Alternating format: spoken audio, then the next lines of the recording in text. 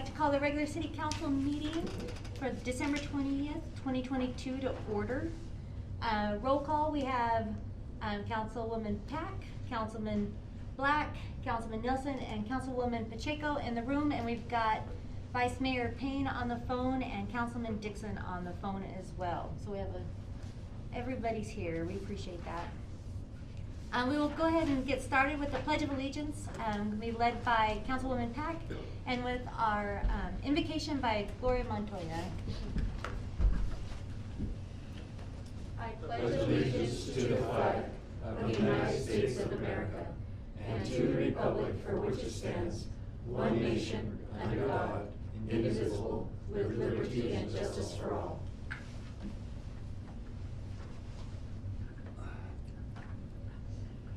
Dear Heavenly Father, we come before you this evening, Lord, and we ask you, Lord God, to put your hands over each and every council member, Lord God, each and every individuals that are here, Lord. Father, the agenda before us, Lord God, we just put it all in your hands. The decision making, Father, that you help make it and are part of it, Lord. Be with each and every one and their families, their children, their families, Lord God. Be with, and be with our military personnel, be with our police officers, law enforcement all around the world, Lord God, Jesus. Thank you for each and every one of them, Lord God, because they are your peacemakers, Lord God, and they are your children, Father. They are in your hands, Lord Jesus. And the community of Holbrook belongs to you, Lord God, and that it prosper, Lord God. We thank you for everything you do, your blessings, your protection, and your guidance and mercy over each and every one of us, Lord God. In your precious holy name we pray. Amen. Amen. Thank you very much. All right. We'll move on to item number 4, consent agenda from the December 8th, 2022. Do we have a motion? I move that we accept the consent agenda as read. Thank you. Do we have a second? I'll second that. Thank you. Any discussions or questions about the consent agenda? All right. Hearing none, go to a vote. The motion was to approve the consent agenda for December 8, 2022. All in favor say aye. Aye. Any opposed? Aye. Thank you. All right, item number 5, call to the public for non-agenda items. There are none. Number 6, call to the public for agenda items. There are none. There are none. Awesome. All right, new business. First is the council schedule for work sessions. And what this is luckily, actually, each of us on the stand last week was able to go to a League of Cities newly elected official training meeting, and it was full of a lot of stuff. They threw a lot of stuff at us, and we were thankful for the opportunity to go.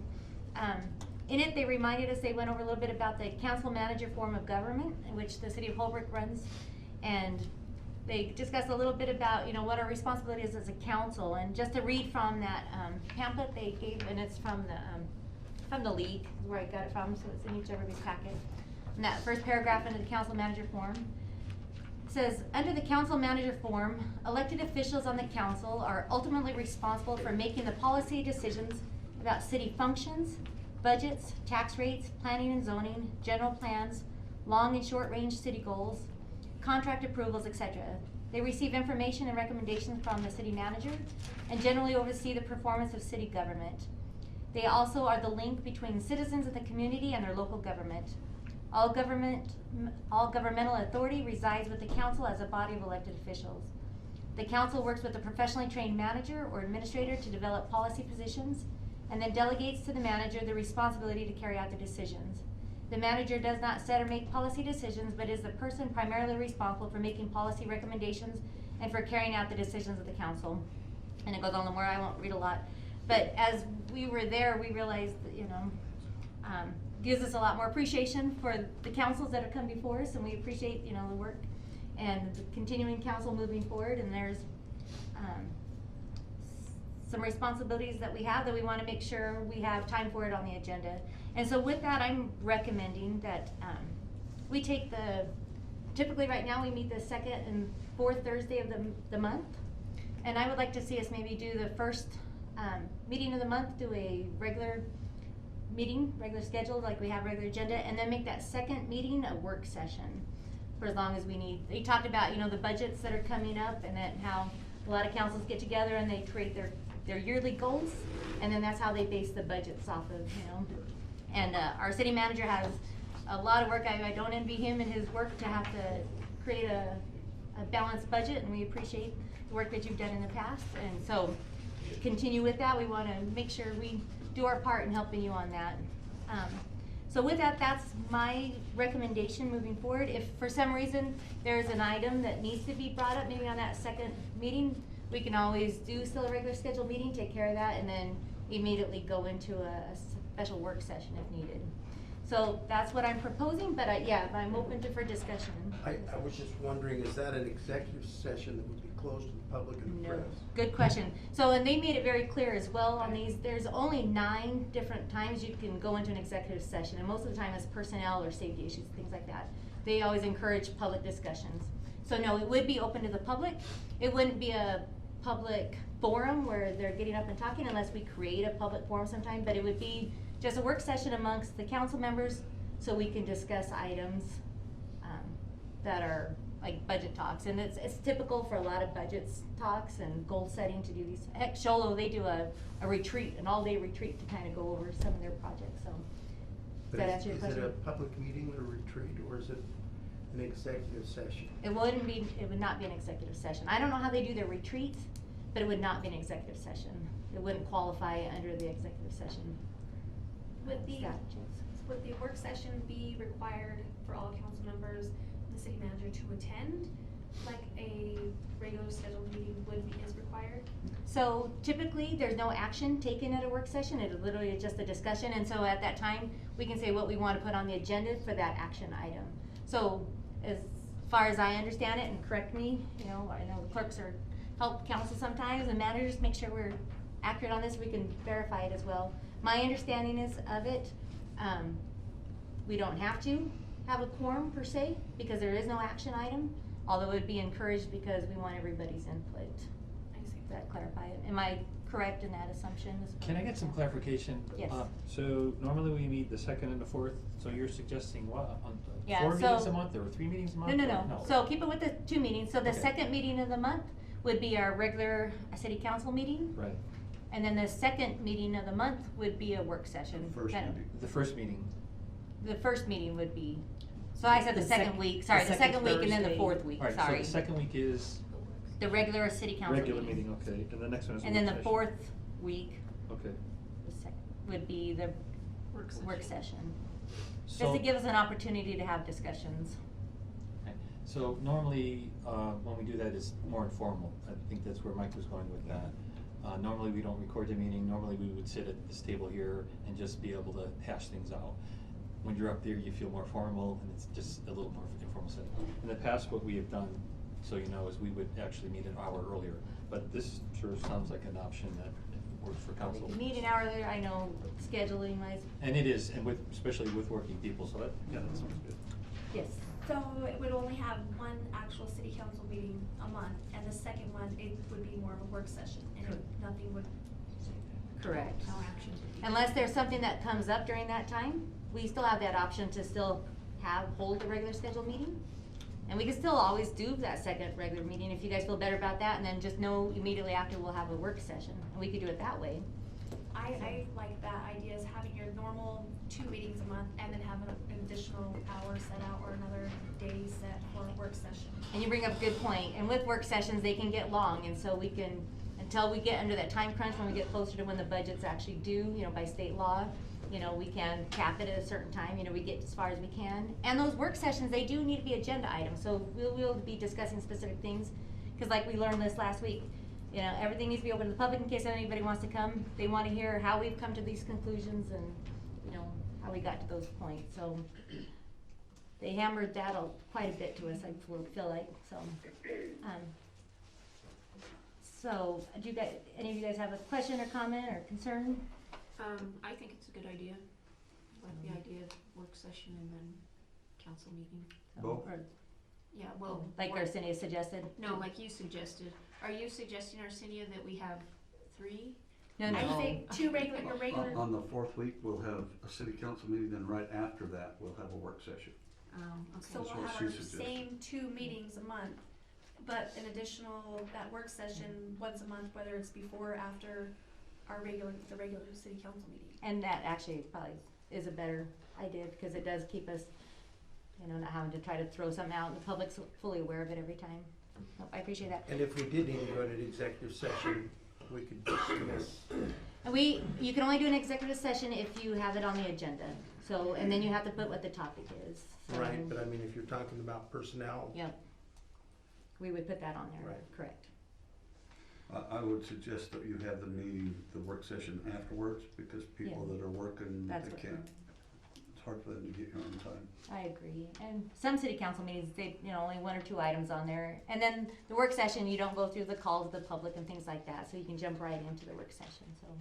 Vice Mayor Payne, do you have any comments? No, I was kind of waiting to see what you had in mind, because I picked up my agenda today, and actually, I just needed to see what direction you were going on. I don't have a big problem with doing this, other than I do not want to be having work sessions just because we've scheduled them. We're gonna probably need to have several, to go over things, but then we will eventually, I think, find that we don't have that need to have one every month.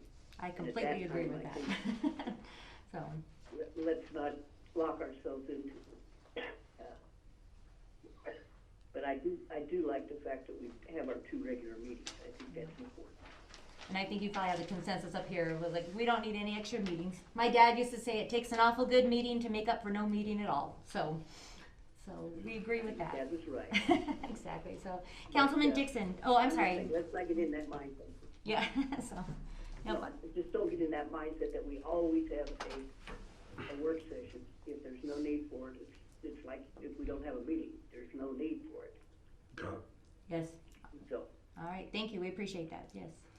Councilman Dixon, Thank you. A couple things come to mind. I think you asked or mentioned about needing a quorum to have a work session, and I didn't hear any of the answers. I'm having a hard time hearing, but you have to have a quorum just to even start a meeting. So that's something that we need to keep in mind. The other thing is, I think I'm understanding and hearing right, so you want to keep the second Thursday and the fourth Thursday as the regular city council meetings, and then have the fourth council meeting as with a work session. Is that what you're saying? correct. So as we Okay. start setting goals I- and budget talks. Sure. I just don't want to get into the routine of having a work session just to have a work session. I think in the way that it's worked very well over the past several years that I've been on council is that if we need a work session, we schedule that. If we need a series of work sessions, we schedule those for 2 or, a couple meetings in a row. But just to put blanket work sessions on the agenda for every second meeting, I don't see a need for that. Okay, thank you. So, and I agree with that. It's not like we're trying to do it for the rest of the year, so I agree with that. And so we can set a couple, try January, February, see how it goes. At that point, if we feel like we're doing good, we can schedule them just 1 month at a time. 2 months. My personal thought on that is scheduled as needed. Okay, thank you. Councilwoman Pacheco, did you have a?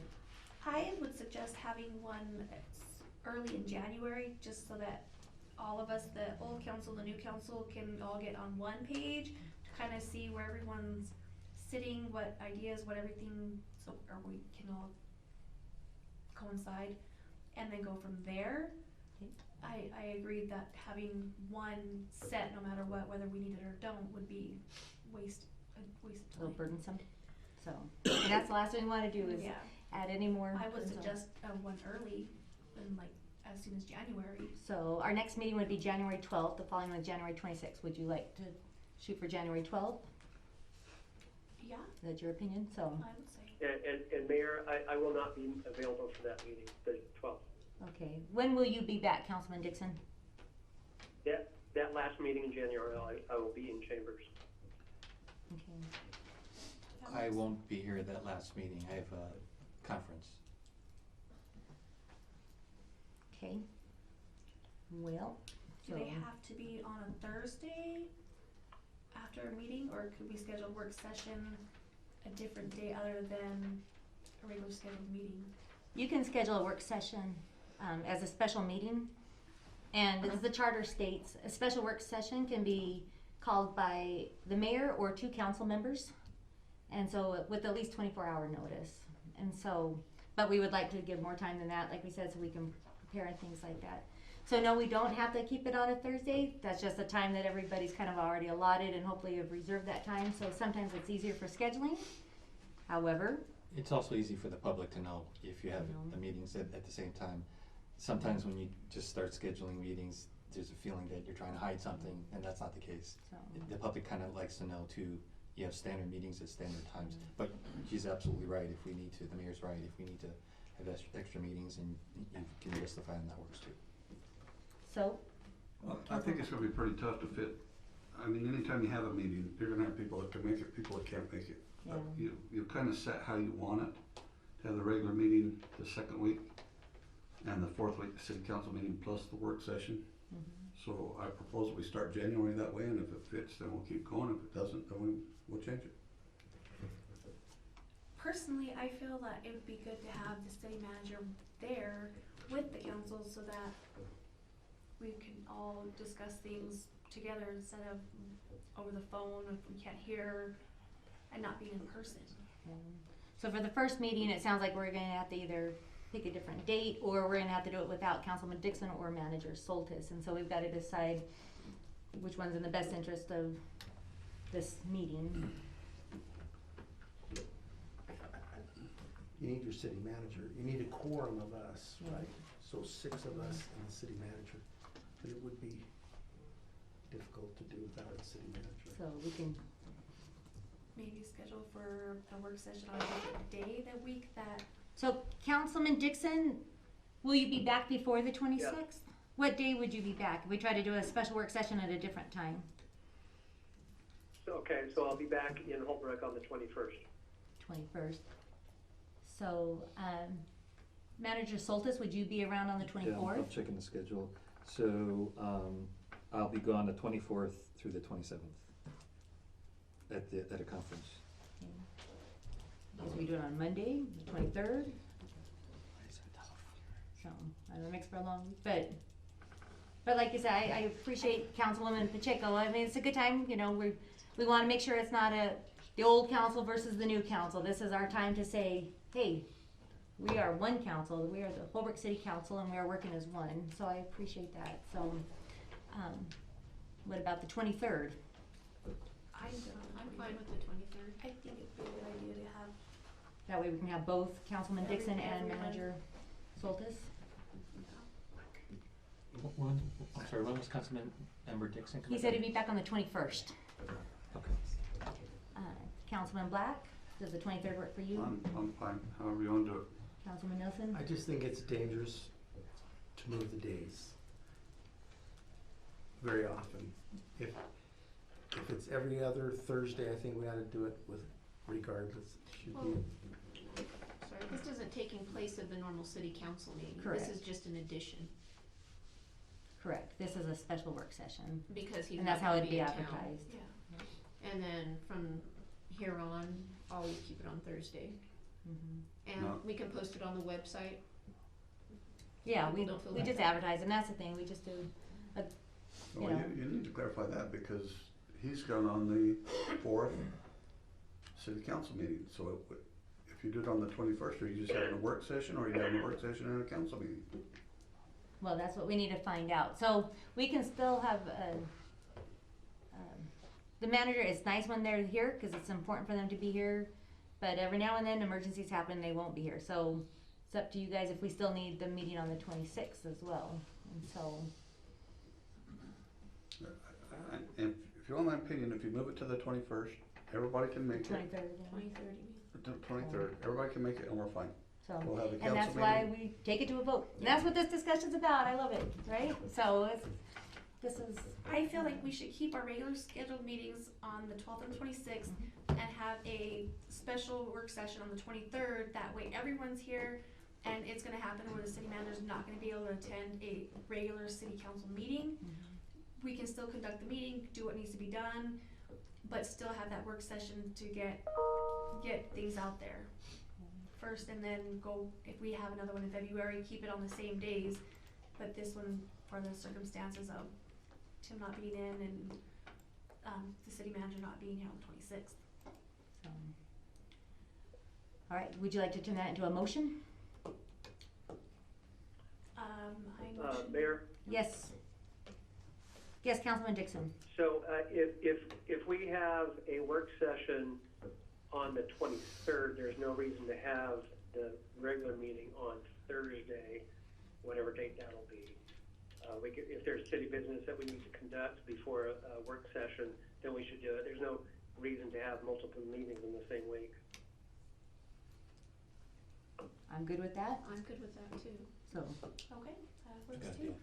so, My only concern is that we, keep it on the schedule so everybody knows that it's the second and fourth Thursday for the public. When the public wants to come, that they know it's here yeah, In the future? in the future. yeah.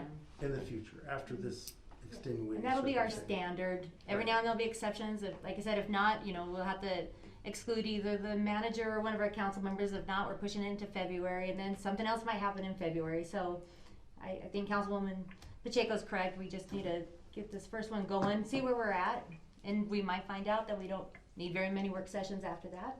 So, Because we also have busy lives. yes. And in my calendar for 2023, it has every second and fourth Thursday evening blocked off. And that's one of the first blocks I put in my calendar. And then when you make commitments, other times, it'd be hard for us if we don't maintain a second and fourth Thursday, I think. And we do want to be respectful of the council's schedules, and like you said, in the public's being informed in time for a meeting, so we respect that, and we will do what we can to, respect that in the future, moving forward, and understand that sometimes there's exceptions, so.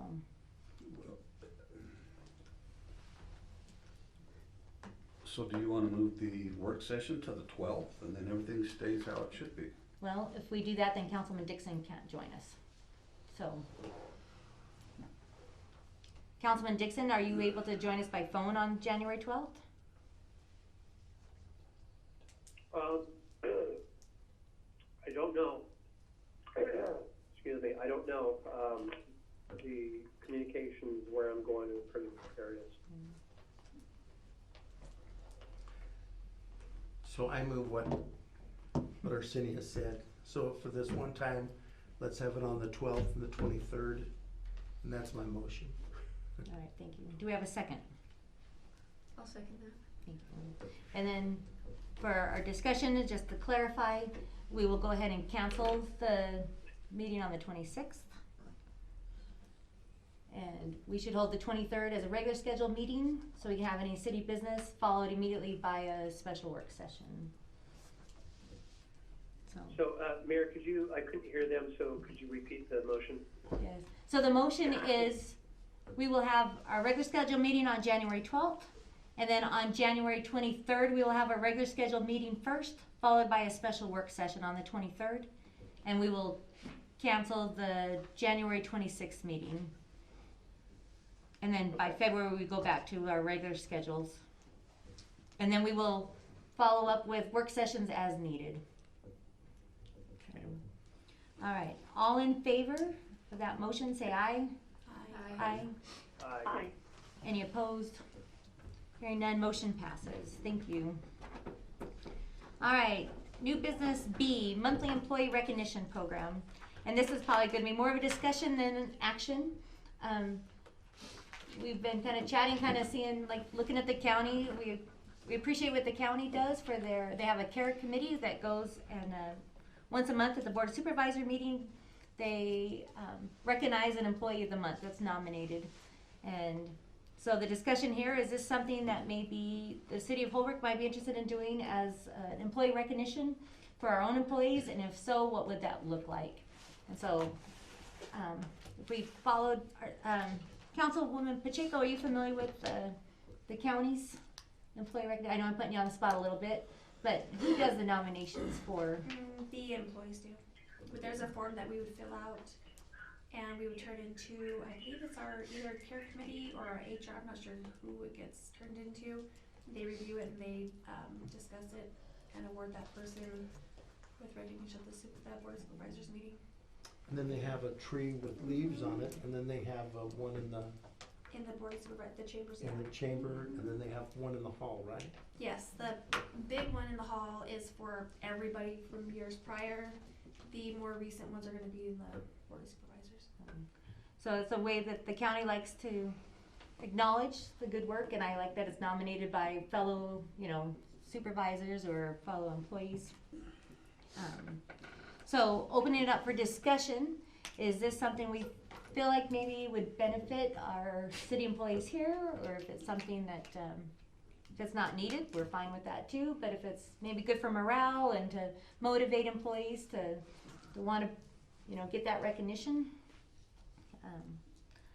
I'll open up for comment. Yes, Is Councilor. there any input from the city employees if that, or how would we? Well, and that's the thing we'd have to decide. It's like, okay, who would actually manage it? The county has a care committee, and it's put on by employees. We don't want to burden any city employees, so if that's something maybe the employees don't want to take on that burden. Lisa would. I know, exactly. It's like, please not me.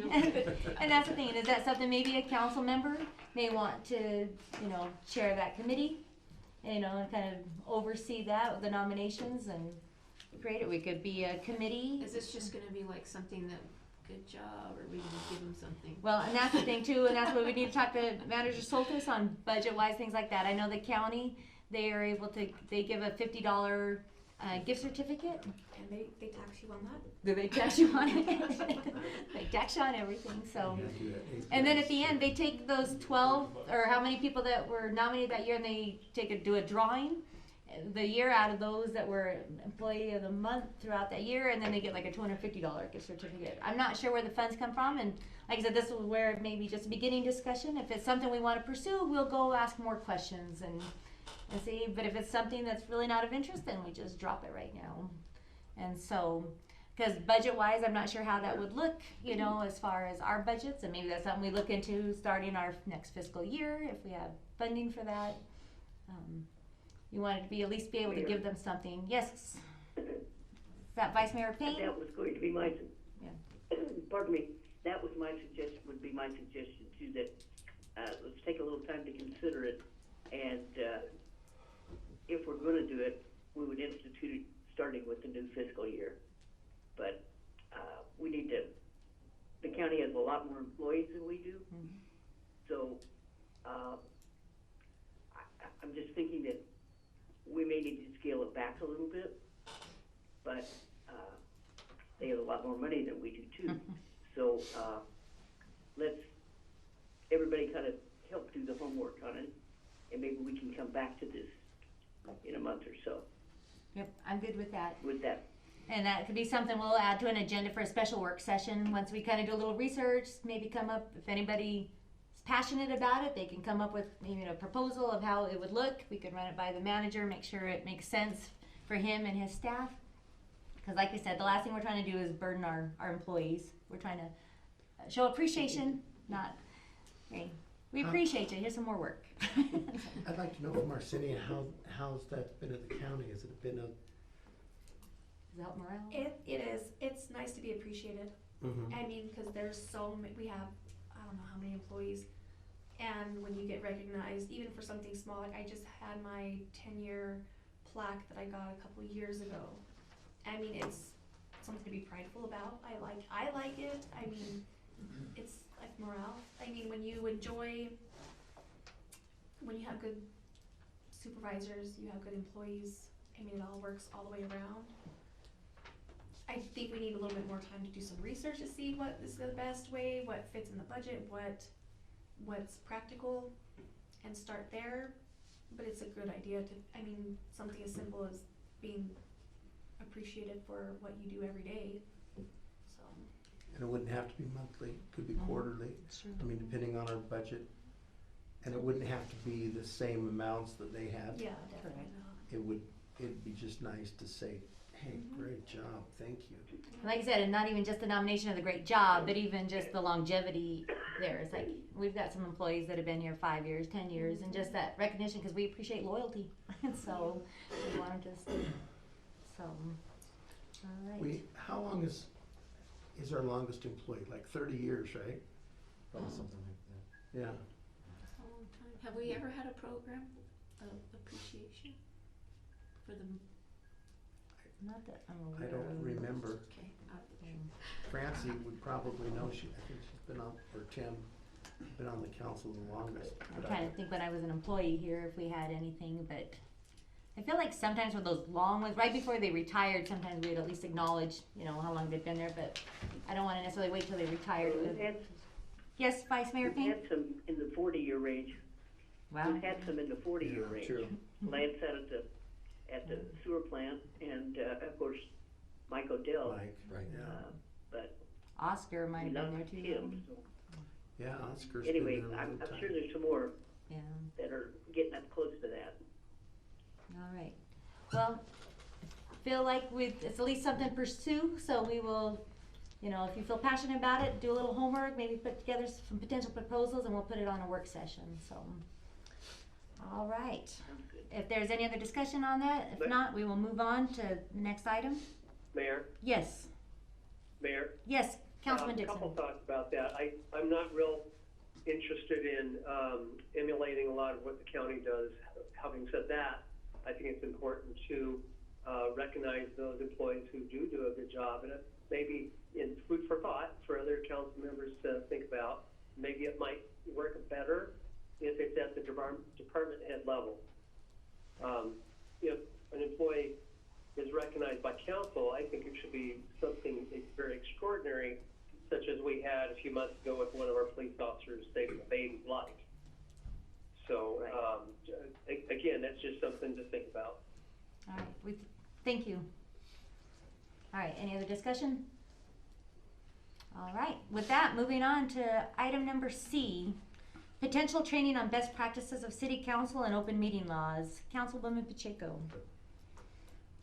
I feel that it would be beneficial for all of us to attend or have some kind of orientation or training that we can all attend, just like I spoke about earlier.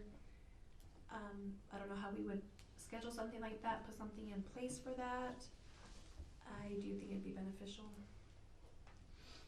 Mayor, I had a question. I wasn't at the conference that you just went to. Was this something that was at the conference, or wasn't addressed at the conference? It was brought up at a conference. A lot of other cities do have that for newly elected council Officials, yeah. members. Okay. And I started doing research and noticed that other cities do have that right after elections when they've been, Okay. at the time when they get canvassed, or they would have like how the meetings run, what's acceptable, the procedure, so that everyone's Sure. knows how to conduct themselves. So Arsenio, who teaches that? Do they hire somebody to come in? The league, The Arizona League of Leagues of Cities, they would be able to help us with training. So would I've they talked to send Tom somebody Belshey, here? the executive director. He said anytime we want any training, they'd work with us and bring somebody down. And so I think Mayor, yes, Vice Mayor Payne. I'm sorry, finish yours. I did not realize. No, you're fine. It's tricky on a phone. We appreciate that. So, what Councilwoman Pacheco was talking about, like the open meeting laws, that was one that they said was basically required for every elected official to do that training. And so the open meeting laws, they want to make sure we're following that too. And then the best practices of the city council, like Councilwoman Pacheco mentioned earlier in the meeting, it was just making, that's just a good way to make sure we're all on the same page. For new elected officials up here, making sure it's all good. So Vice Mayor Payne, yes. I have been to a couple of those that the league has put on, and they are very informative, and I'm not opposed to attending another one. And yes, task and make sure that we're on the same schedule. And it would probably be good for all of us. I have pretty good understanding of the open meeting law, and but it never hurts to find out if it's been updated and we missed that or something like that.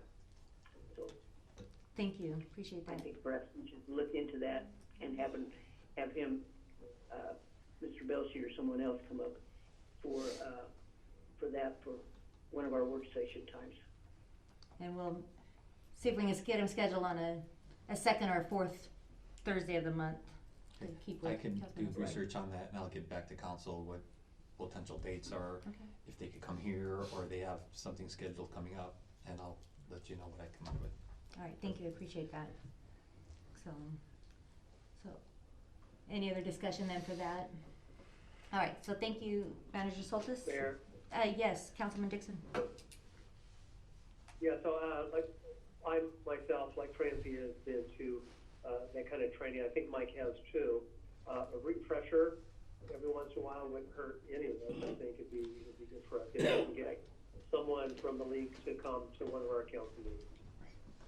Thank you, I appreciate that. And the league did talk about that, you know, it was a newly elected official training and there were quite a few people that were coming for a refresher because statutes changed. Like they said, the executive sessions, it used to be 7 topics. It is now 9 topics that are on there. And so it's just good to stay up.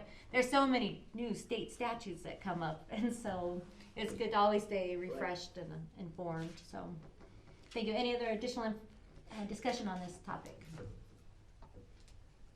All right, hearing none, we'll move on to new business number 9, Police Department staffing. This was the request I had made of Chief Christensen to talk about maybe some ideas and suggestions about retention and attraction of our police staff. Stephanie, if you don't mind. Mayor and Council, thank you. So in preparing for this, I reviewed a training course that we have available to supervisors at the PD about retention and recruitment. And so I kind of want to go over some of those things that I learned in that training. And first and foremost, turnover is inevitable. Mayor, I can't hear him. Can't hear him. Can you hear me any better? I'm gonna turn that microphone up. Okay, Get hold on. close to the microphone Yeah. as you can, Mayor. Lisa, are we able to maybe move this closer to him or not really?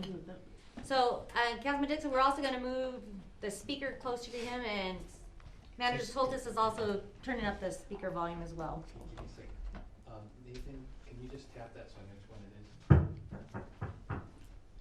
Sounds pretty sensitive. No.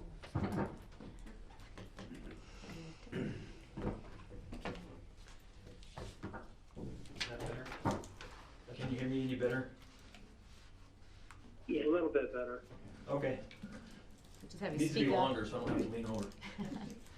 Okay, so anyways, as I said, in preparing for this, I revisited a training course that we have available to supervisors. It's an online training course, and it had a lot of good information. First and foremost, turnover is inevitable. You're going to have turnover due to retirement, resignation, transfer, death, or termination. There's also good turnover and there's bad turnover. Obviously, good turnover is when you get rid of somebody who's toxic that causes other people to leave. Bad turnover is when you lose somebody who's good. We recently lost somebody who was good, but they came back to us, which was even better. So we're grateful for that. And something that you should know, as well as I should know, that everybody is always looking to better their situation. From my position down, everyone's looking for to better their position. And studies show that it takes 3 years before an officer can work on their own without having to constantly ask a supervisor for validation or direction. So 3 years is important as we go through this. Cost of recruiting. So when we recruit somebody, we have the advertisement that we have to pay for, unless it's on our Facebook pages, which we do for free. But then you have the selection process, you have the testing, you have the background investigation, which consists of the background investigator's time and hours that he's into that, You have the medical testing, the polygraphs, then you have their training, the academy, which is a huge expense, the equipment that you buy.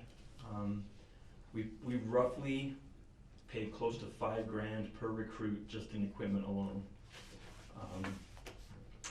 And then you have their field training. During field training, which is a 12-week period, you have 100% of the training officer's salary, and add to that 50% of the field training officer's salary during that time period. And then you have the advanced training over the 3-year period, which can be expensive. So if you look at the numbers, you're looking at anywhere from $100,000 to $300,000 in training costs for one officer over that 3-year period. Ours is closer to $300,000, I would say, due to EREs and the money that's contributed towards the retirement. What's EREs? Employee-related expenses, Okay. like your benefits and then your retirement and things like that. So, again, it's $100,000 to $300,000 for one employee. I'm going to stick with that $300,000 per one employee for the 3-year period. And so those who are familiar with accounting, then you have what's called sunk cost when someone leaves. So that officer who leaves us at $300,000, we now have to replace that officer with somebody else at $300,000. So there's a $600,000 loss to the city when an employee leaves, at least from my department. These costs, you don't see those in the budget, right? They're not brought up in the budget, but those are real costs that we suffer, that the city suffers when we lose somebody. So it doesn't show up on the budget, so the money goes unchecked. So private sector, if you're familiar with the private sector, you're trained up front. In our profession, you're trained in the back end. We hire you, we send you to the academy, we train you for those 3 years. So it's a little bit different for us. So I wanted to, in this training, there was a chief who went to the city council to try to get raises for his people. I'm not here for that. I'm just giving you a story. So the chief went there, the city council was him-hawing around, didn't really understand. So the finance person with the city council told the council a story of a backhoe that the city had just recently purchased. It cost him $100,000. So then he said, what if I told you that I could get you another backhoe just like this one, maybe has a few more hours on it, but I can get you this backhoe for $5,000. And the city council was like, well, buy one, buy 4 or 5, let's jump on it, that's a great price. So that's exactly what we do when we let one of our officers leave our department to go to another department for a $5,000 raise. If you think about it. We're selling our $300,000 backhoe for $5,000. So retention. Retention, everything matters in retention. Salary, first and foremost. Again, I'm not here to talk about salary. We're grateful for what the city has done in giving us raises over the past year. But another study through the IACP, which is the International Association of Chiefs of Police, there was a study done in 2017 that showed that if an employee is unable to pay their bills with their current salary, they'll leave for less than a 5% increase, go somewhere else. If somebody can pay their bills and they're unhappy, they'll leave for 5%. But somebody who's happy, it takes 20% increase to draw them away from their current employment. So all of us in this area, the police department, all city entities, we compete with everybody for candidates, right? And so that's a barrier that we face, is that everybody's hiring, everybody's looking for jobs. We face a barrier because really nobody wants to be an officer anymore. And then secondly, we face a barrier from other agencies whose pay scale is higher than ours. So those are the things that we face in trying to recruit people. So what we are trying to do as a police department is we want to create like a family-oriented business, if you want to say. I feel like we've done a good job with that. Our current employees we all get along. They bring their kids to the office when they're coming in on their days off to check things, things like that. We did have some toxic personalities over the past few years that have left through attrition or on their own volition. They've left, which has helped create a better and, I feel, a more welcoming atmosphere at the police department. But we are going to try to work a little bit better at developing our staff, and doing that with some in-house training or going out to training. The going out to training is a little difficult for us because we don't have the manpower to have somebody gone for a week to go to a training. So we'll have to attempt to do in-house training to keep the people, because most people want to feel like their agency cares about them and is going to take care of them and their needs. We've kind of started that staff development by having officers responsible for all their cases. Lieutenant Kuhn and I are learning that there's some deficiencies, that a lot of things aren't getting done, which I'll take the blame for that, for failure to train these guys properly in like death notifications, follow up to certain types of crimes, which we're going to work on. I'm going to work with Lieutenant Kuhn to attempt to get some in-house training for some of our newer officers. So I'm also, in talking with Lieutenant Kuhn, we're looking at replacing our annual evaluations from just being a piece of paper to what's called performance management system, where we would sit down at the beginning of the year with each employee, go over their goals, what they want to accomplish, and then follow up with them quarterly, and then do a year-end follow-up. But it's not going to be a formal piece of paper that just checking boxes. That was the recommendation in this training that I attended. The positives for performance management systems is they're future-oriented. The supervisor and employee meet to discuss their strengths and weaknesses, and they set goals. By doing the follow-up, the supervisor measures the employee's progress. And then another one is setting staff expectations. Our staff expectations are few, but I think they're really strong, and I'll share them with you. These are our expectations. We want our people to come to work prepared to work. We want them to look good.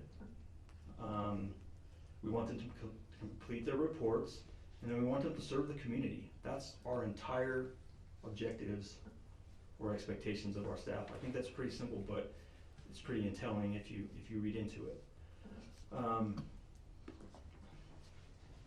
And then each department, even within anywhere you go, everyone has recruitment needs. You have immediate needs, you have intermediate needs, and you have long-term needs.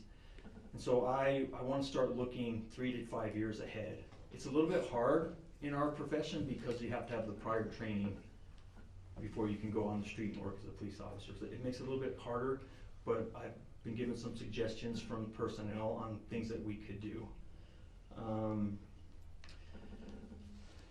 So right now we're short-staffed. With the one officer who's on extended medical leave, we're 3 positions down from our allotted 12. So we're down to 9. These shortages cost a lot in stress and burnout. My guys are burned out. Yeah, they're making decent money because of the overtime, but the burnout is what worries me. Even me personally, Lieutenant Kuhn has these same problems. When we go home at night, we're literally praying that nothing major occurs, because if it does, we've got to come out to handle it, but who's going to cover our shift for the next morning? That's the stuff that we worry about.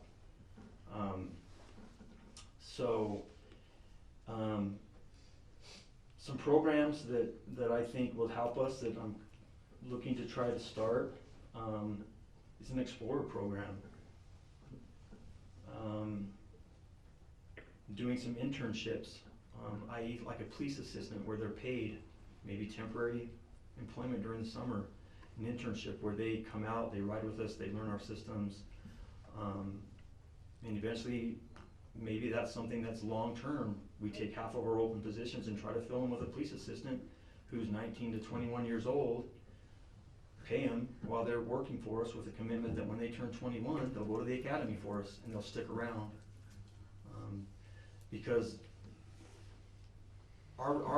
we have to identify, like, where are we gonna recruit our people from? Holbrook's a small community, so we need to recruit within.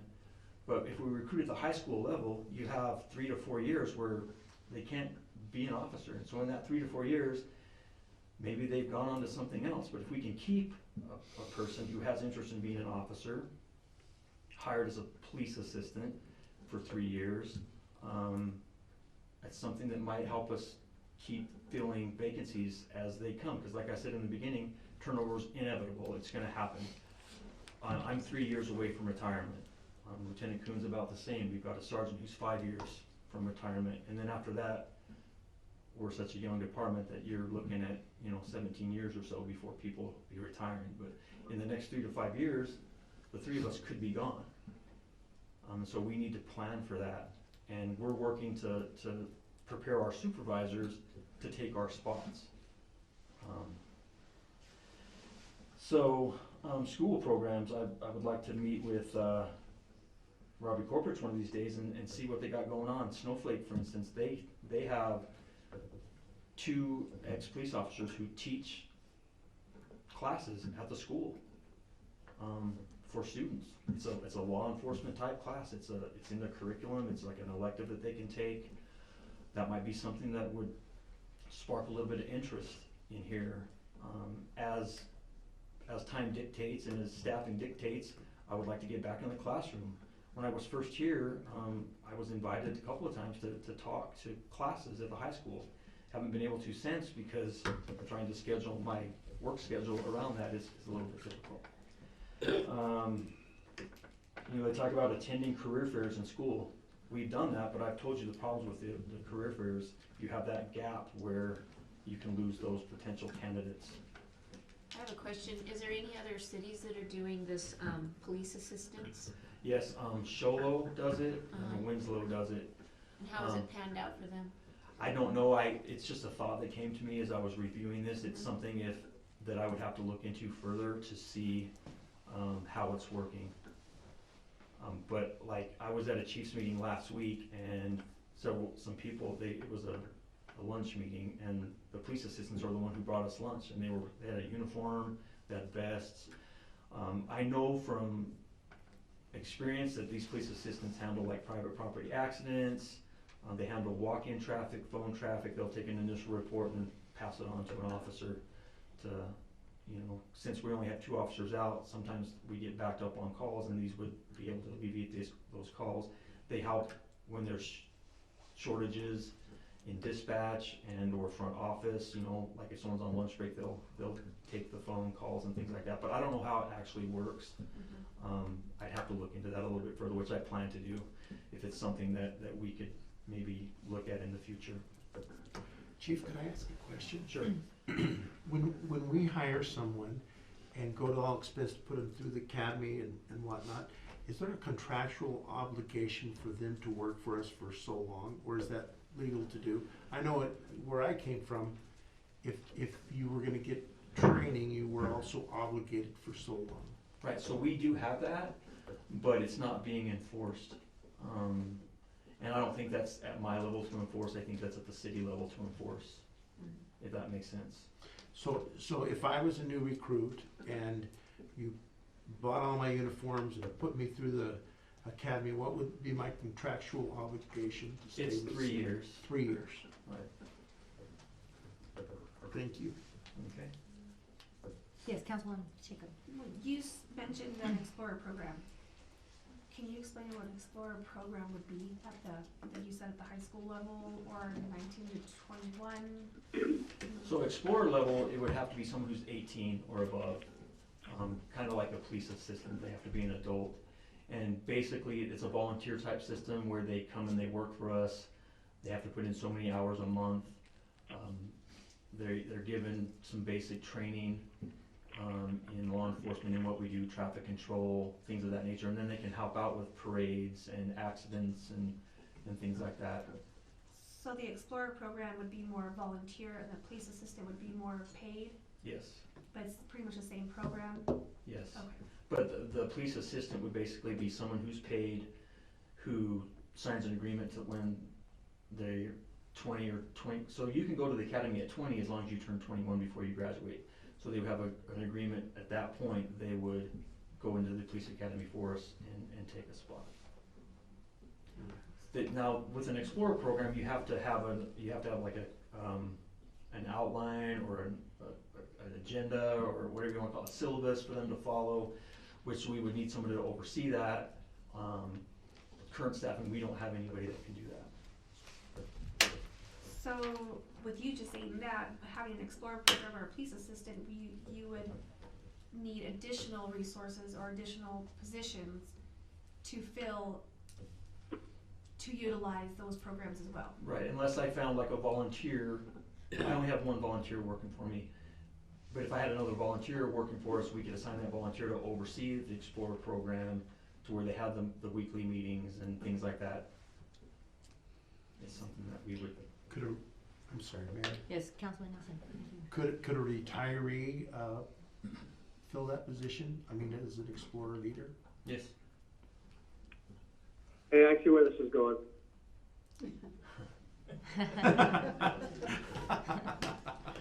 I was looking at Mark, Tim. Sorry, did you have more on your presentation? I there? do. So go ahead and I know we're excited to ask more questions, so we'll let you keep going with your presentation, then we'll ask you some more at the Okay. end, if that's okay. So the recruitment process, something that we're going to transition to is we want to transition away from having candidates sell themselves to us to where we sell the department to those candidates is what I'm going to try to work at. First and foremost, we need to listen to their needs. We need to highlight the opportunity for growth and training, and we need to describe our culture. I think I described our culture in the beginning where I feel like we have a family culture at the PD. Everyone working there is very close-knit and we get along well. And that's kind of the culture we have. And I want to promote a culture of inclusiveness. Police are harsh, like police officers are harsh. You get a new person in there and they just try to destroy that person. And some of those toxic personalities that we did have in our department were that way. But with them gone, I think now we have a more welcoming, however you want to say it, environment to where it's more, hey, we're going to help you do wherever you need to succeed versus, hey, how can we make you fail or how can we make you screw up or make you look stupid? So that's something that we're going to work on developing with our supervisors and down to the line officers. We want to promote like what separates us from other agencies, and I really think that our expectations really separate us from other agencies. There's a lot of agencies out there who have quotas, who have certain things that the officers have to meet monthly. We don't have a quota system. I told you what our expectations were, and that's what we promote to new officers and to our current officers. We remind them all the time, these are the expectations we have for you. Go out there, do your job, come to work, look good, treat the public with respect, and then, serve your community. So most employees in any type of business, they want to know that we're gonna invest in their future. And I want to promote that as we try to get more and more people. Studies have shown that the longer the recruiting process, the less candidates continue. Our recruiting process is about 3 months, and then you have the 5 months for the academy. A lot of agencies are going away from paper, things like that. Everything's online, and Arizona Post has actually tried to get us to go online. And so in the next budget when we do the next budget sessions, I wanna try to see what type of funds I could get to maybe get us to where we're like these larger agencies where there's all the forms are online, the person clicks on them, fills them out, sends them back to where all we're doing is phone call follow-up with the person versus, you know, sending out mailers that never get returned, and so we waste that postage and things like that. So there's a lot of agencies that have it's completely online, their entire process, and it alleviates the paper trail, which is nice. So currently Arizona Post, like I said, you used to have to handwrite your Arizona Post application, which is separate from a city application. We don't really do the city application anymore because Arizona Post is more inclusive anyway. And so that's the one we keep in their file, but it's all automated now. It's all online. The officers, they go fill it out, they create an account at Arizona Post, then they send us their ID number so that we can go into the system and pull it and start a background on them. But a lot of agencies have automated that entire process. Another thing that I'm gonna start requiring is when we do get recruits, they're gonna be required to do 2 full shift ride-alongs. That's the 10 or 12 hour shift that they'll be working, a day shift and a night shift, so that they actually see what real police work really is. Real police work isn't out there running lights and siren and chasing the bad guys and tackling them and taking everyone to jail. There's a lot of downtime, there's a lot of monotonous, repetitive calls that are the same day in, day out, same people that people deal with. So that's a thing that I'm gonna do. And during that ride along, they're gonna have to ride along with a senior officer, somebody who has a little bit of experience, and I want the officers to engage in conversation so that we can determine whether or not the person is a person job fit.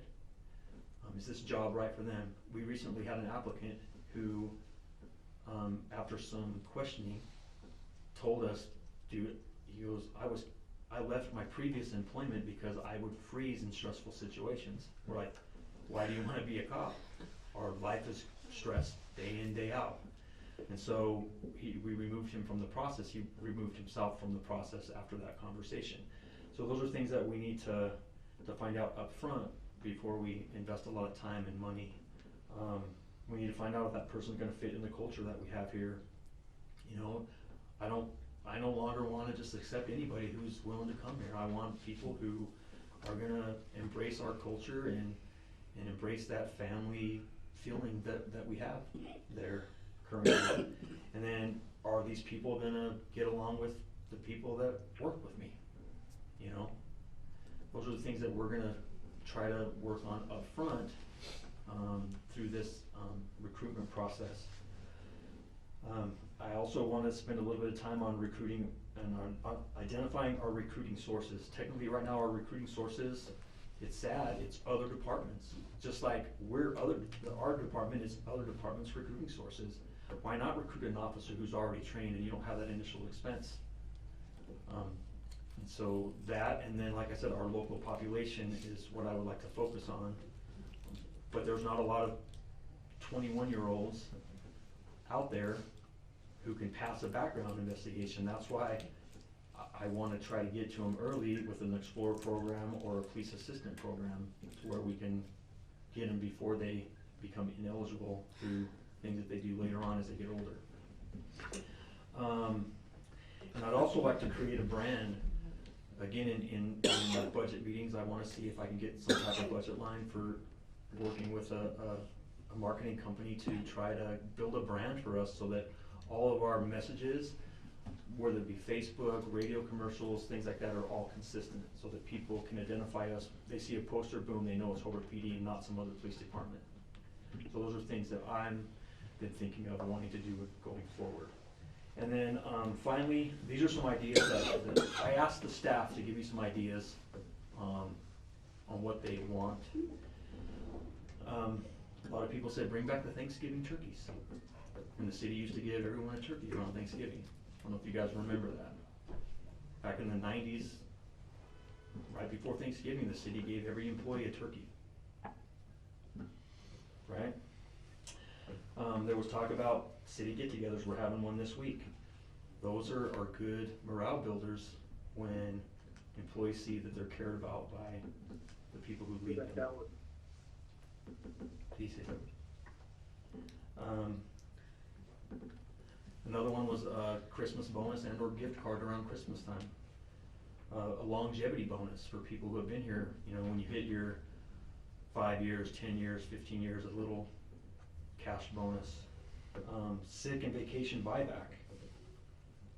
Somebody mentioned training opportunities. Like I said, right now, our out of department training is very limited because we don't have the manpower to send people. Last year we enrolled in what's called Virtual Academy, and there's over like 250 Arizona Post credit hours that officers can get by these virtual trainings. And based on this recruiting training, they're really good trainings, and I've had positive feedback from the officers on that. So that's something that we're doing, and it's relatively cheap. I think it's $59 per officer per year for us to get that training. Employee referral bonuses. If an employee refers an officer to us, some type of bonus to, you know, upon hire and upon completion of the academy, and or, you know, something like that is something that they said.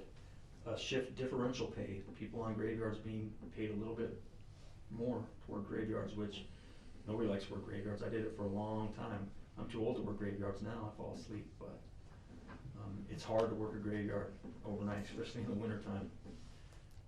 And then another thing that was brought to us is officers would like to see you do ride-alongs with us, so you can kind of see what we deal with on a daily basis.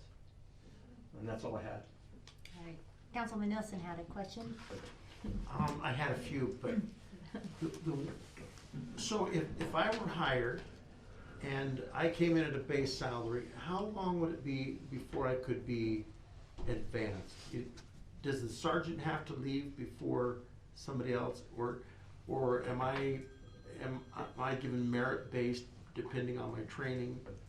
You know what I mean? Can I go through a sergeant's school? I don't know how to.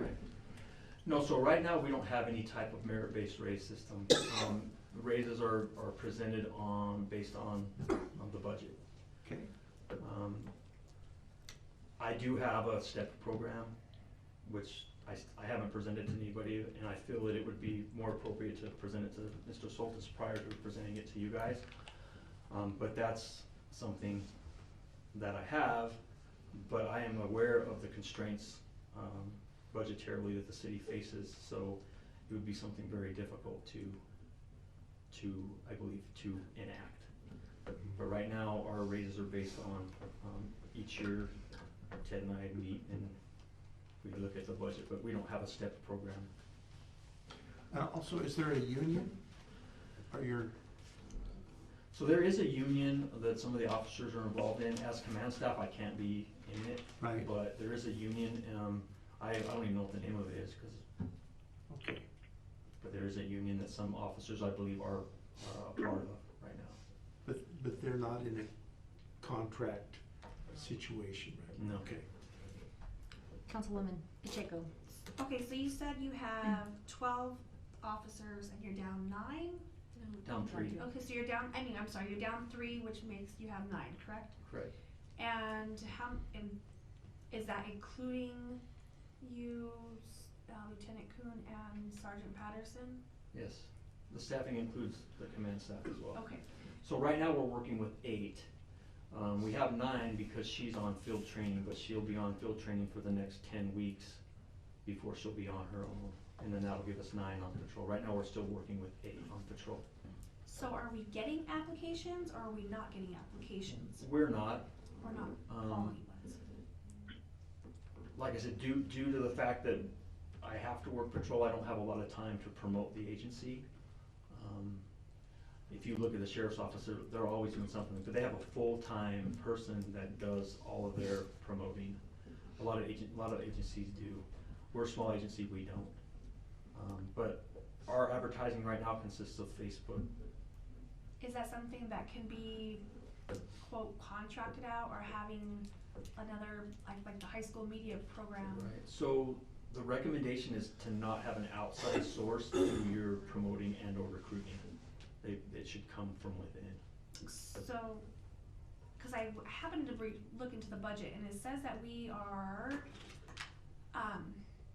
we have a budget for 14.25 positions. That's 2 more than what we initially had? Those include my civilian employees, so I have 2 part-time employees and 1 full-time secretary admin assistant, so that includes them. Okay. So it's kind of, what it sounds like is we're not getting applications because our recruiting, our advertising's not desirable. So it's not, so we need to work pretty much on the advertising recruitment, or is it the pay? Cause it kinda sounds like it's a couple of things that. It's a conglomerate of all of that. But like I said, I don't wanna discuss pay.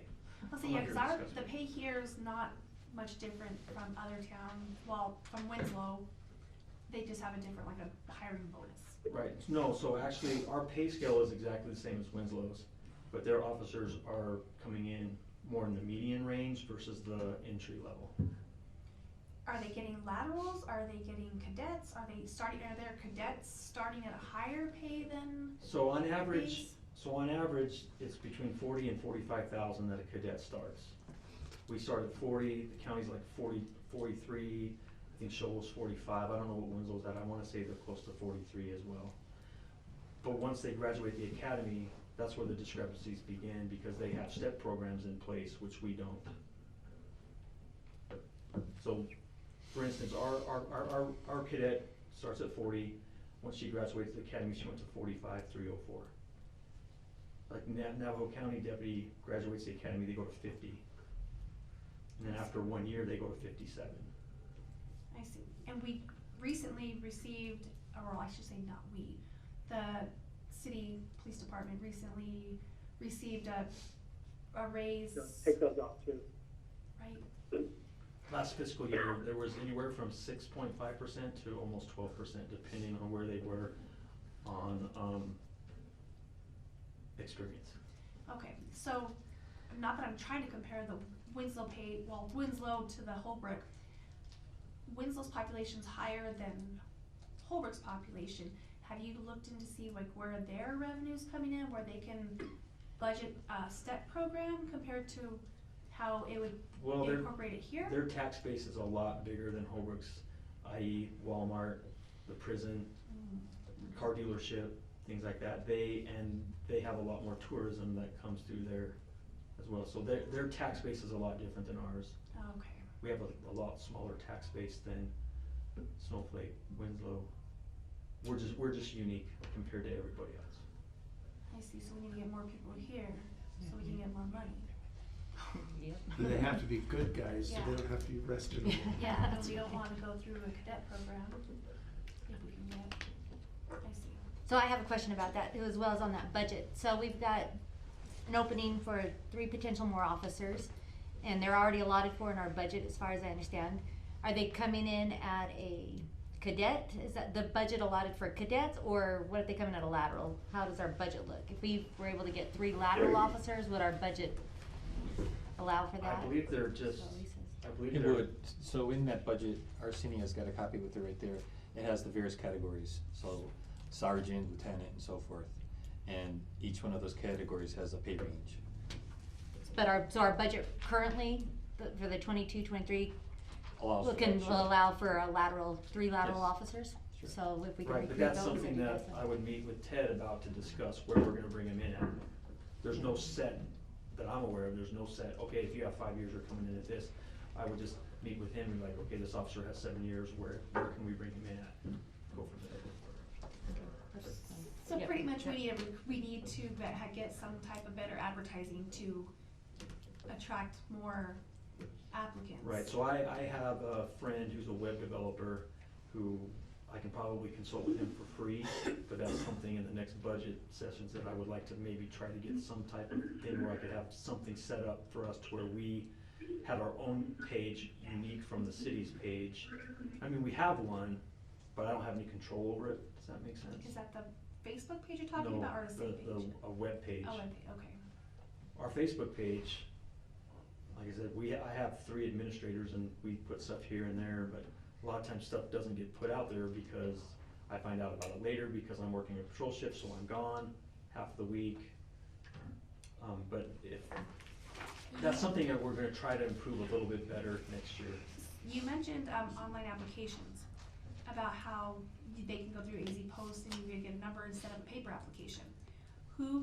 How would that fit, or who would you contact to implement that?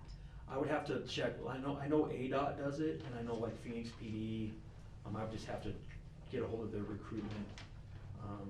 Cause they have whole divisions just for that. They have full divisions that do all their recruiting for them, these larger agencies. So they're a good resource. I just have to try to get a contact. And I have a few contacts at Phoenix PD that I could call to kind of see how they do that, which would require me to take a trip down there to kind of see. But I would have to have somebody with IT experience create something for us and then give me the ability to have administrative rights to be able to look at it. I mean, we have a department email address, which that's probably, a lot of them probably just have everything sent to this email address, but when they go to their webpage, they click on application, they click on medical, and they just fill it all out there, and once they're done, they hit submit, and it comes back to some central repository where the recruiting people can pull that up and look at it and go from there. So that's something that I would like to try to develop. Okay. Appreciate that some. Do you guys have any questions or comments? So right now, as of right now, you have no applicants right now. You have nobody looking at coming to join you right now. No.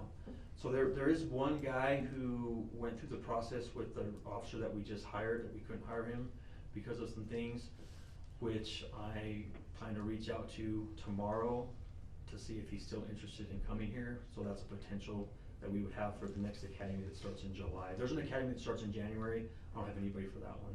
I don't have time to get anybody ready for that.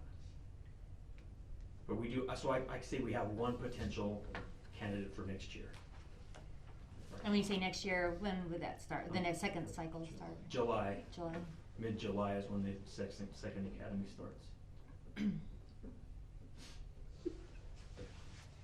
So what do you feel like is your first priority that maybe as a council we could help with? So it sounds like maybe getting that online application, the website, and then, so to help with the promotion, and then Right, an easy I application? think the promotion part would be the most important part right now, to somehow promote us a little bit better in the media, via like our own webpage,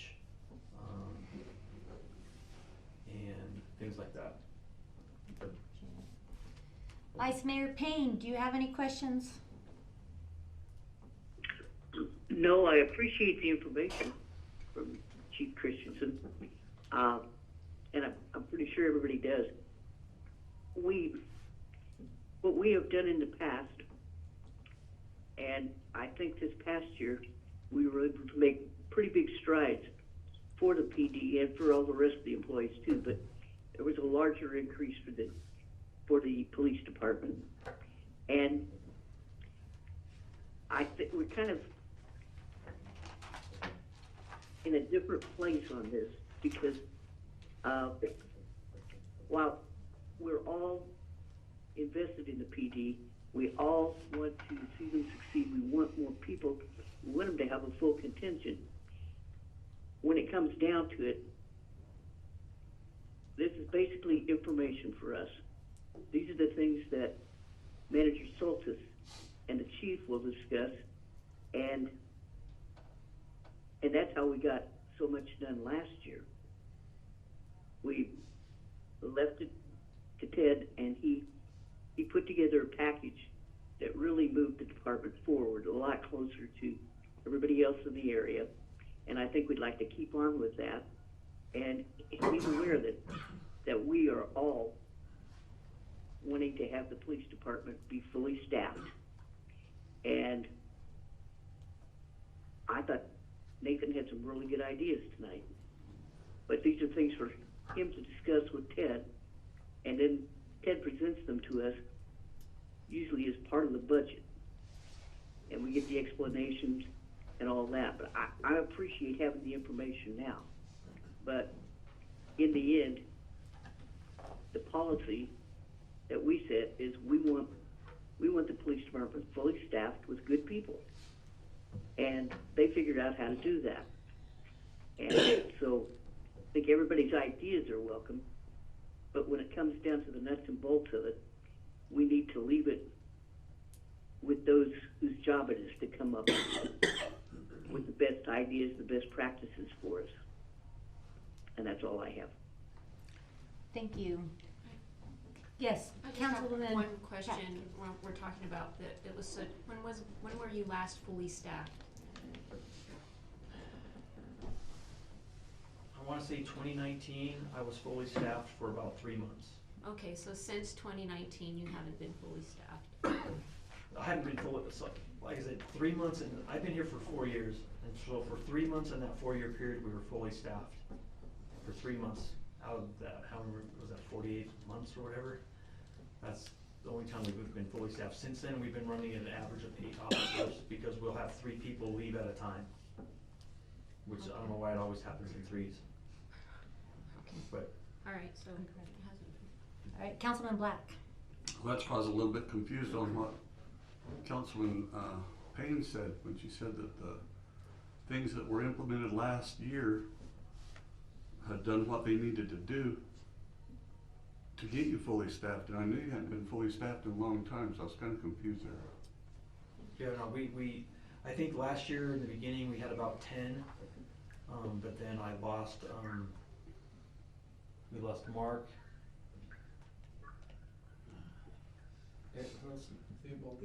Theobald, Mark, and Alvarado. So we lost 3 officers within the last year.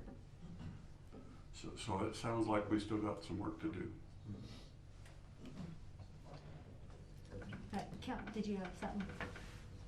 Chaco? No. Oh, I didn't know if you were raising your hand or not. So, Councilman Nelson. You said in the screening process once that you lost 75% of the applicants through the background check or whatever. What are the things that exclude an officer? Is it the lie detector test? Is it prior drug use? So it's criminal record. So if you have a felony or you show a pattern of misdemeanors that involve assault and things like that, you're not eligible to be a police officer. Okay. Drug use, you know, marijuana is legal now, but it's still not legal for us. So officers can't use marijuana within a certain amount of time period and be eligible. You can't use somebody else's prescription and be eligible. You're done. You can't, any hard drugs, cocaine, heroin, things like that, one use, you're done. Okay. But criminal history, and then sometimes behavior.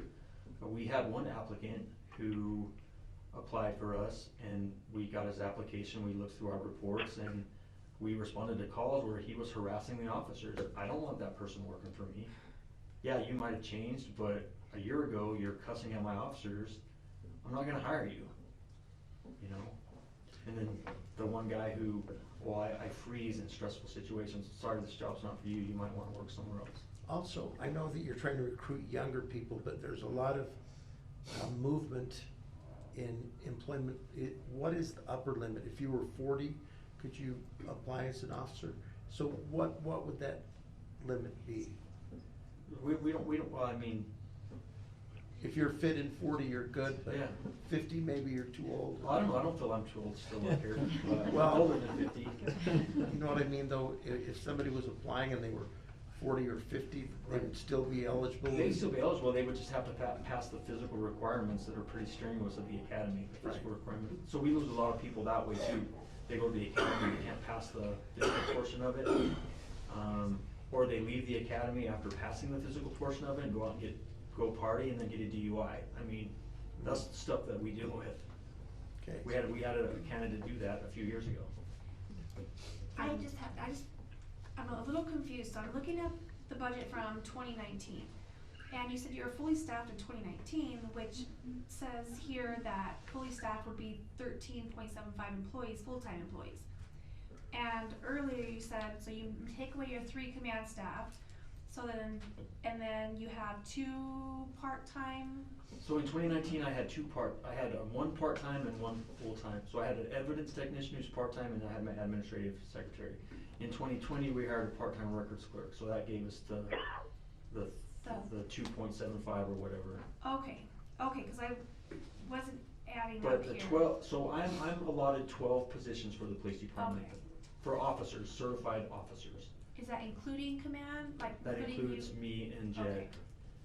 So we have, basically, we have 4 command staff, so the chief, the lieutenant, 2 sergeants, and then we have 8 officers that we're allotted. What about detectives? Who does that? Me or Lieutenant Coon. We don't have a detective division. When you're not on patrol, you try to do your detective work? And that's why, like, Mayor? we can't sleep at night. Yes, Councilman Dixon. Mayor, I'm gonna have to go ahead and go. It sounds like we're at the tail end of Nathan's presentation. Yes, we are getting close, so thank you. So, is there any? Okay, so I'm gonna have to go now. I appreciate you all. Thank you very much. Thank you, Nathan, for the presentation. Yep. Thank you, Ted. Safe Have a travels. safe trip. Appreciate you too. So, thank you. All right, bye-bye. Bye, See ya. thank you. So, Bye. all right. So we do appreciate, there's a lot of information to absorb, and it's good for us to know as we, as the budget talks come, it's like, where's the priorities of the city and things like that. So we do appreciate it, and the challenges, and we especially appreciate, the potential solutions. And so we will definitely keep that in mind, especially on anything that we do, have any control over. It is, administration, so we appreciate that. However, as a council, PD is important to us, and the safety of our officers as well as the safety of our citizens is a high priority for each of us, and so we appreciate that. Is there any last questions or comments? May I say one more thing? Yes. Go ahead, Vice Mayor Payne. In response to Councilman Black's, I apologize for the confusion, but I think what I said was we made great strides last year. We know we haven't solved it, but if we make that kind of strides on a regular basis, we'd be there. So I think that's, the city manager and the chief both know that that's where we want them to go. And hopefully they can map it out so we can get there. All right, thank you. All right, Chief, thank you so much for coming, and we appreciate that, so. All right, with that, we'll go to item number 8, summary of current events. Quickly, as we mentioned before, all 5 of us here were able to go down to the league training, and that was great. Other than that, I just want to tell everybody Merry Christmas and be safe out there, especially over the New Year's holiday. Especially on behalf of our PD that will be out there on New Year's Eve. Let's make sure we're, partying sensibly, and if anybody's drinking, to have a designated driver. And so, with that, Councilman Nielsen, do you have anything for our current events? So, this last weekend, we had our annual Christmas box giveaway at the Holbrook Emergency Food Bank. 95 people came in and got boxes. There's 16 applications that people filled out and haven't come and got their box, and we invite them to come and do that. We thank all the people that donate there, and have a Merry Christmas. Thank you. Thank you. Councilwoman Pacheco. Kevin. That's same thing. Perfect, thank you. Councilman Black? Just wish everybody a Merry Christmas and looking forward to the party tomorrow for the Thursday. employees, or Thursday, not tomorrow. But I want to thank them for their service. Thank you. Councilwoman? Pat? Yeah, just Merry Christmas. Thank you. And Vice Mayor Payne, we did not forget about you down there. Do you have anything? That's all right. As you know, I've been home for a month for trying to get over whatever, and I think about there. So I don't have a lot of current events to talk about, but I do also wish everyone Merry Christmas or happy Hanukkah. Just happy holidays to everyone, and look forward to working with all the council members. And I'll see you in either Thursday or in January. Thank you. We look forward as well. Manager Soltis. Yes, I wanted to thank the chief for an excellent presentation, and I'm excited that we have some new options to help out the PD. Really looking forward to implementing some of these. Our auditors completed their annual on-site audit. Once the audit adjustments are made, I'll schedule a council presentation. We're probably looking at first meeting in February, something like that. Upgraded the community center is nearly complete. Mike is finishing up the kitchen remodel, doing a real good job over there. As soon as he's done, we'll be able to rent that out along with our rec center. Rec center is pretty busy every weekend, and having another option available to our community is exciting. With the cold weather, we're also starting work at the golf course. The restrooms, they are in not very good shape, and we'll be starting remodeling those restrooms, and also doing a little bit of work on the museum section there, some painting and cleaning up. The new VATCON truck has arrived. Staff were training today. This has been a much needed piece of equipment. It's constantly in use. Now they have a reliable piece of equipment. It's really exciting. Actually, one of the staff members said today, the old equipment was constantly breaking down, and he was getting pretty discouraged. And I'm really excited that they have this new piece of equipment that's going to be something that's reliable. And thank you, Council, for budgeting for that and approving that. And same thing for me. I want to say happy. I hope everyone has a happy and safe Christmas. Remember, as the saying goes, there's a reason for the season. Keep that in mind. Hope you're safe and enjoy time with your family. That's all I have. Thank you. Thank you. Appreciate it. All right, number 9, submission of written petition for items not on the agenda. There are none. And with that, I will ask for a motion for adjournment. I move that we adjourn. Thank you for the second. I can second that. All in favor? Aye. And Aye. thank you. Thank you very much, everybody.